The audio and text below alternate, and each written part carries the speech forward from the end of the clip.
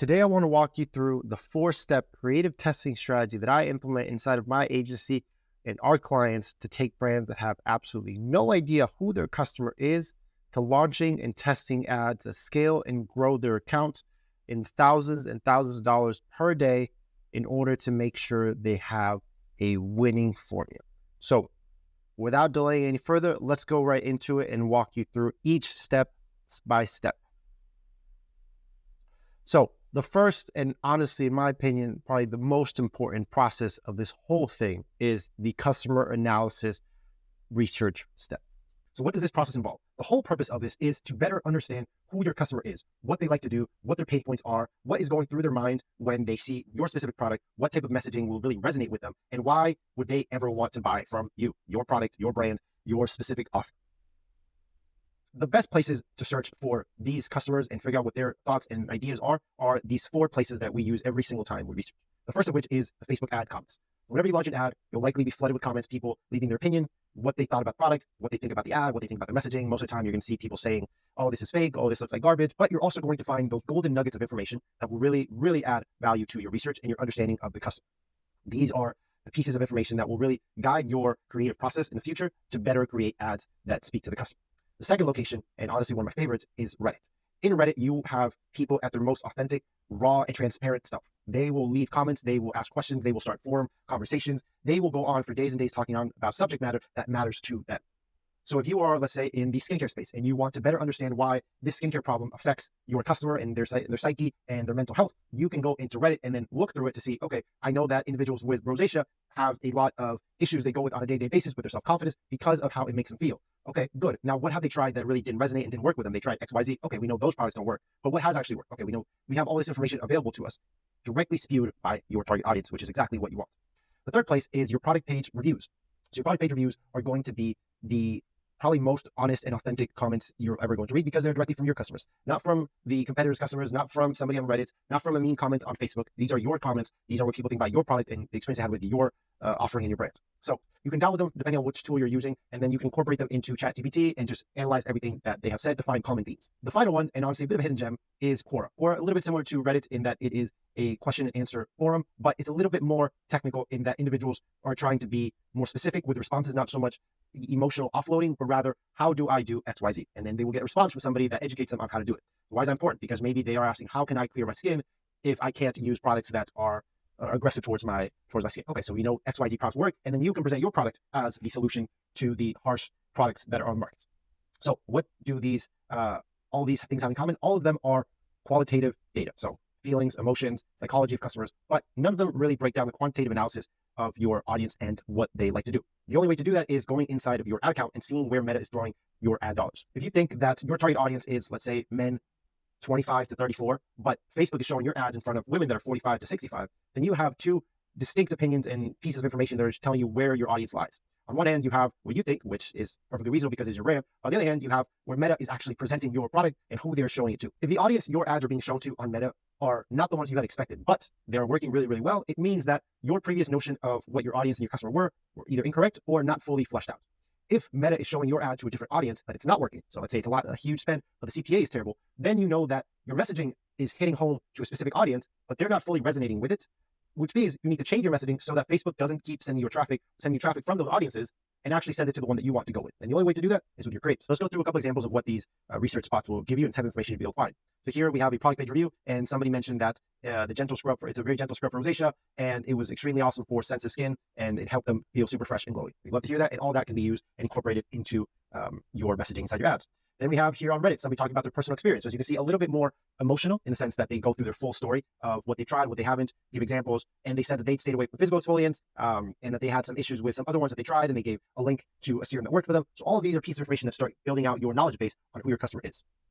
Then we have TikTok, which wasn't mentioned up top, but in a very similar light to Facebook, the comment section is filled with so many amazing pieces of information that you likely didn't know or maybe you weren't aware of. So in this case, it was from a viewer that was on TikTok on a video regarding a skincare niche. And they said that they weren't happy. The results so far, topicals feel greasy and they don't like to use it. Okay, so we now know that if you want to do an us versus them, you can maybe mention that topicals feel greasy and that your specific product is actually feels super nice to touch and leaves your skin nice and moisturized without feeling greasy and disgusting. Something like that. And then finally, the breakdown on the demos inside your Facebook ad account. So in this case, we know women 25 to 44 are the best and the highest spending demo. So our ads should be trying to focus and showcase that specific audience.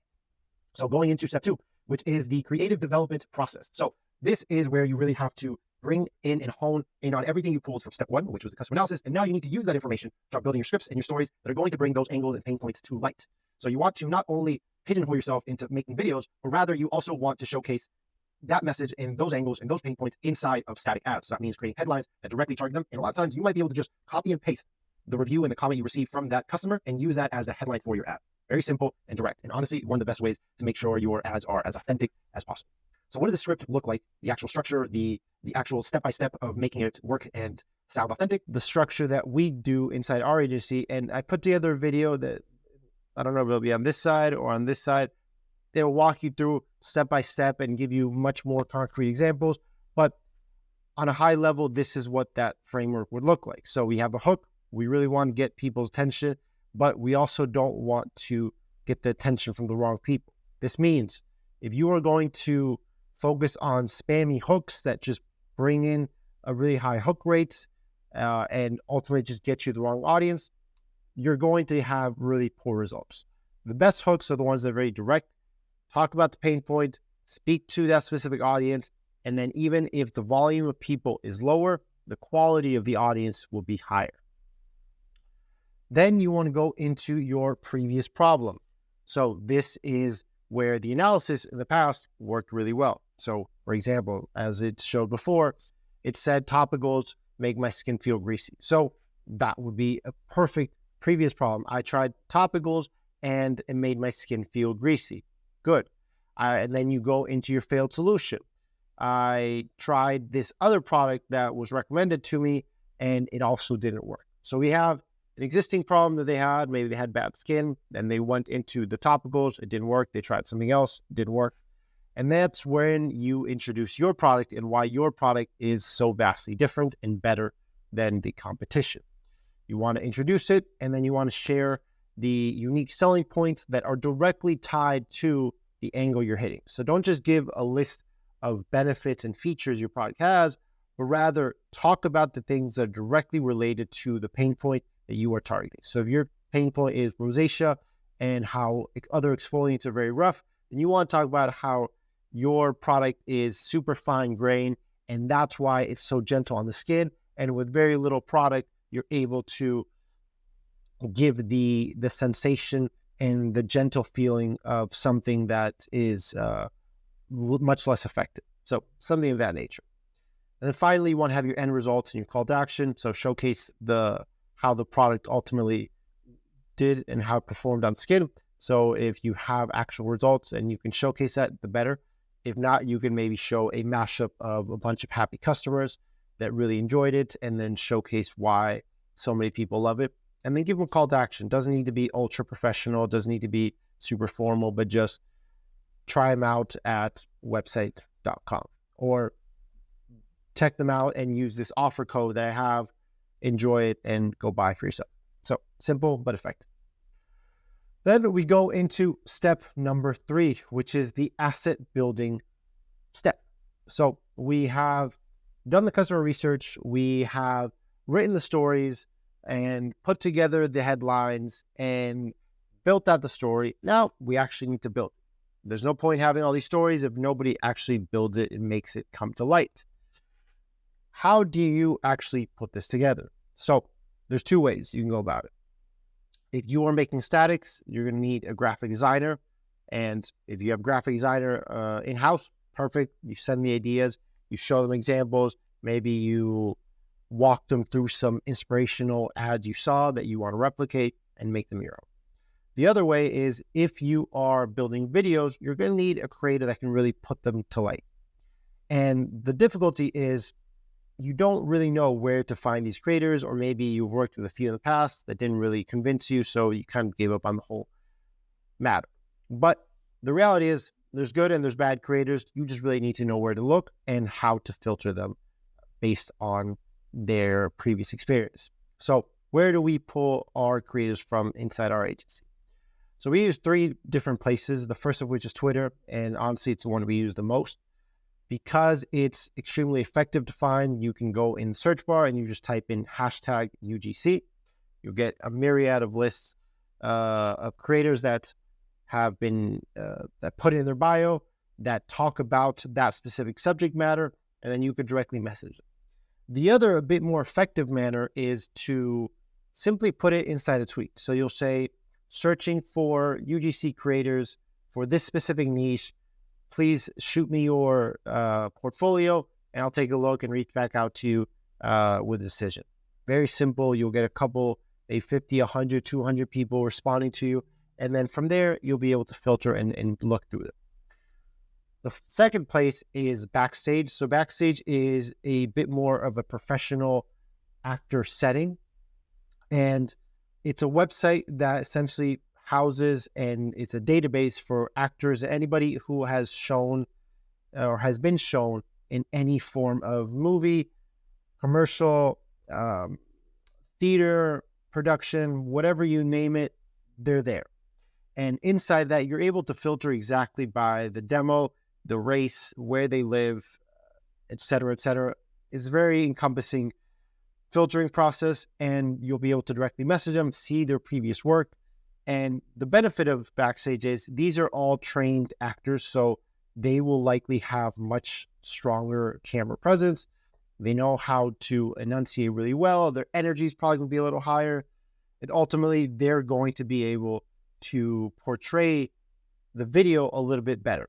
The downside is a lot of times maybe they'll be a little bit more expensive, or maybe they don't have a ton of UGC experience. So all these are pros and cons each.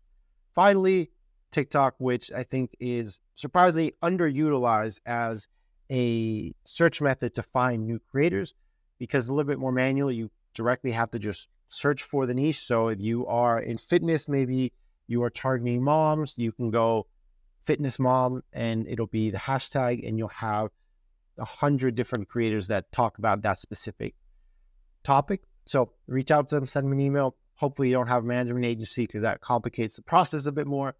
But if you reach out to them, tell them your project and your opportunity, and just have a conversation with them. Once we have the videos filmed, right, you send in, you find your 3 or 4 creators, you send them scripts, they film, they send them back to you. Maybe they send you the raw files so you can directly edit them yourself. You want to do one very crucial thing, which is to turn your videos into multiple formats. So this means 10-second videos, 15-second videos, 30-second videos, and then static images. Why is this so important? The reason is video is expensive. You're going to be spending a couple $100 every time you want to work with one creator, because you need to send a product that already cost you your actual product. You need to ship it, it's more money. Then you have to wait maybe 5 to 7 days to get that video sent back to you. You have to pay the creator. All of these things cost money, and it makes it so that you need to maximize what you get out of that experience every single time. So that means making multiple formats. So your 10-second videos are going to be helpful in purely catching people's attention. There's not going to be a lot of education inside of it. You're not going to be able to dive deep into why your product is the best and it's the leader in the market and it's so much better than everything else. There's no time. You just want to get their attention, visually catch their eye, maybe with some shocking images of the product in really cool scenarios. Use some music that really gets their ears and their full attention, and then just send them straight to the landing page. Your 30-second videos, that's where you can really expand on it a little bit further, talk about their previous problems, what they went through, why your product is so much better. You can build out the story in a much more robust manner. But finally, the statics is really where you're going to squeeze every last drop of benefit out of that asset. So what does that look like? Let's say in this example, we have an image, rather screenshot that was taken from the video. It was used as the testimonial photo for this ad on the left-hand side.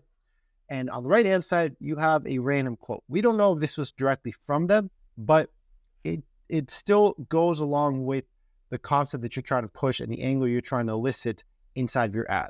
So if you have a good screenshot inside of your video, take it, use that as a testimonial photo for any future ads you make, and it will maximize how much you're actually getting out of it, and you can use it in the long run for months and months to come.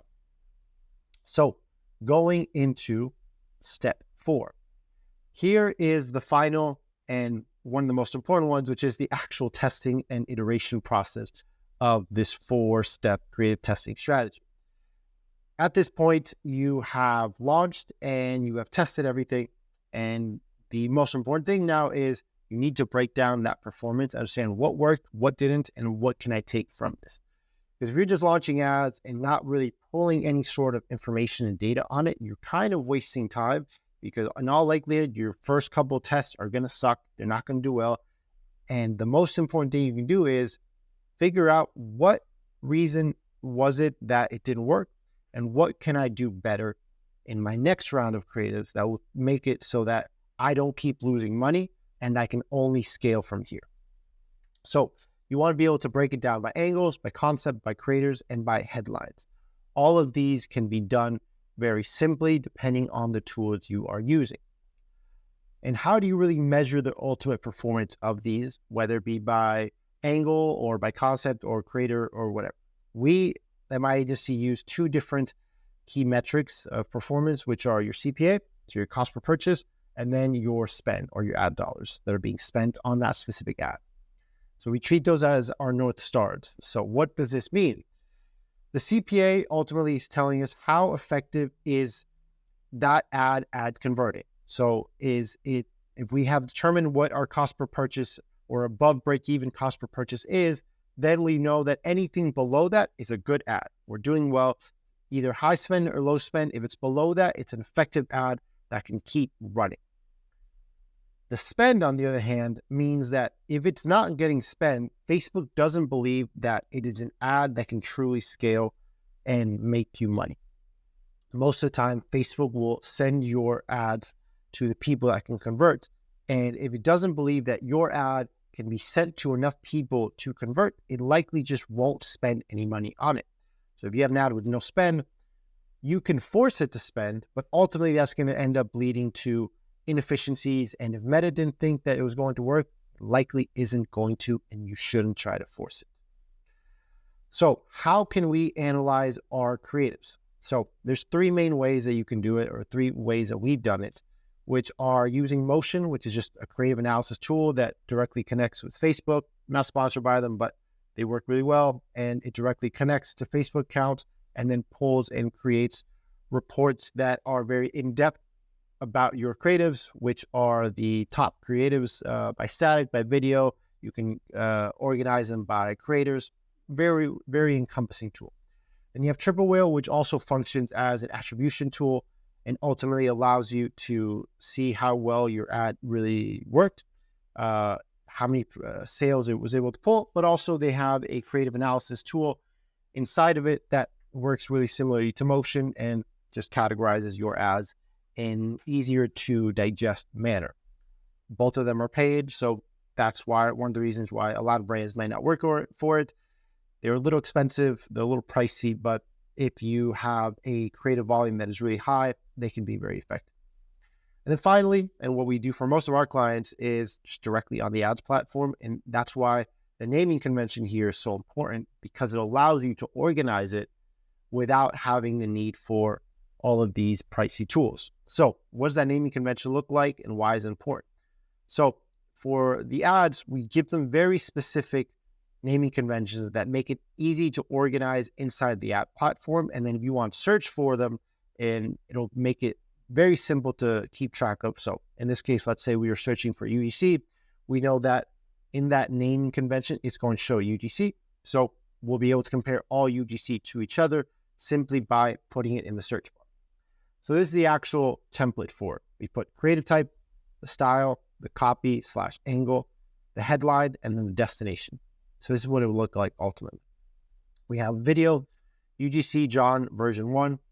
It's a testimonial copy, what I love, and then the homepage. So very simple, but if you want to analyze all the UGC, I know that I just have to search UGC, and all the other ads that were UGC will show up together. and I can compare them side by side and figure out which ones are doing best, which angle is resonating the most, and figure out if maybe I need to just make more of what is actually working. So that is the full 4-step creative testing strategy that I use at my agency with my clients to take them from no understanding of their customers to scaling and identifying winning ads that grow their accounts. So I hope that was helpful. I know it was a lot, but if you have any questions, or if you've tried this or you're looking to try this but don't really know how to take it, just leave me a comment. I'll get back to you extremely quickly. I would love to help you guys and make sure that this is a seamless process for you, because I know how important it is to really have a testing strategy that actually works for you and not just throwing random stuff at the wall and hoping something will stick. The reason this is so important, though, is it's not just a one-time thing. Like, you really need to be able to do this every single week, every single month, every single year. Because the moment you stop testing and you stop coming up with new ideas, the moment you start flatlining and your ads start going all the way down. Just because you found one winning concept or one winning angle does not mean you can run with it for the rest of your life. You really need to keep building, keep trying out new things. And if you did find something that works really, really well, squeeze every ounce of performance and profit you can out of it. Let's say you found angle 1 works really, really well. Well, get everything out. Try a million different concepts behind that angle, different creators, different messaging that still hits that same angle. All of that needs to be tested and tried and put dollars behind it to really understand if it works or if it doesn't. So take that, use it, make the most of it. And if you would like to do this yourself, you have this full strategy, and you also have my UGC framework, which I put in a previous video. And if you like myself and my team take care of this for you, I'd be happy to talk to you and see if it's a good fit and if we'll be able to help you out. So good luck, try this out, and if you like it, leave a comment below. Thank you.